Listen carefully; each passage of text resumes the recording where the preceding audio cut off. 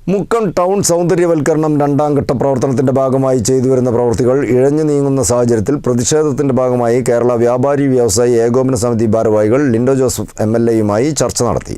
ചർച്ചയിൽ വിഷയത്തിൽ വ്യാപാരികളുടെ പ്രതിഷേധം MLA-യെ ധരിപ്പിച്ചതായും പ്രശ്നം എത്രയും പെട്ടെന്ന് പരിഹരിക്കാൻ ആവശ്യമായ നടപടി സ്വീകരിക്കുമെന്ന് MLA ഉറപ്പു നൽകിയതായും വ്യാപാരി വ്യവസായി ഏകോപന സമിതി ഭാരവാഹികൾ അറിയിച്ചു. മുക്കം ടൗൺ സൗന്ദര്യവൽക്കരണം രണ്ടാം ഘട്ട പ്രവർത്തനത്തിന്റെ ഭാഗമായി ചെയ്തുവരുന്ന പ്രവൃത്തികൾ യഥാസമയം പൂർത്തീകരിക്കാതെ ഇഴഞ്ഞു നീങ്ങുന്ന സാഹചര്യത്തിലാണ് പ്രതിഷേധത്തിൻ്റെ ഭാഗമായി കേരള വ്യാപാരി വ്യവസായി ഏകോപന സമിതി മുക്കം യൂണിറ്റ് പ്രവർത്തകർ ലിൻഡോ ജോസഫ് MLA-യുമായി ചർച്ച നടത്തിയത്.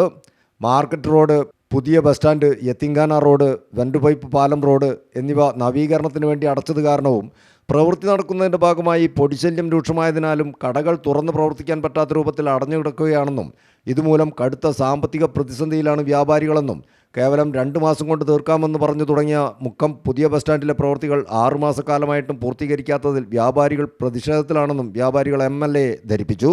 മുക്കം വെൻഡുപൈപ്പ് പാലം മുതൽ ഓർഫനേജ് റോഡ് വരെ തുടങ്ങിയ നവീകരണ പ്രവർത്തനങ്ങളും അവതാളത്തിലാണ്.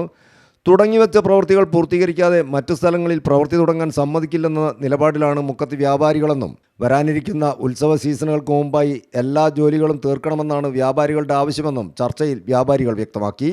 വ്യാപാരികളുടെ ബുദ്ധിമുട്ടുകൾ മനസ്സിലാക്കുന്നുവെന്നും എത്രയും പെട്ടെന്ന് പരിഹരിക്കാൻ ആവശ്യമായ നടപടി സ്വീകരിക്കുമെന്നും MLA ഉറപ്പ് നൽകിയതായും വ്യാപാരി വ്യവസായ ഏകോപന സമിതി ഭാരവാഹികൾ പറഞ്ഞു.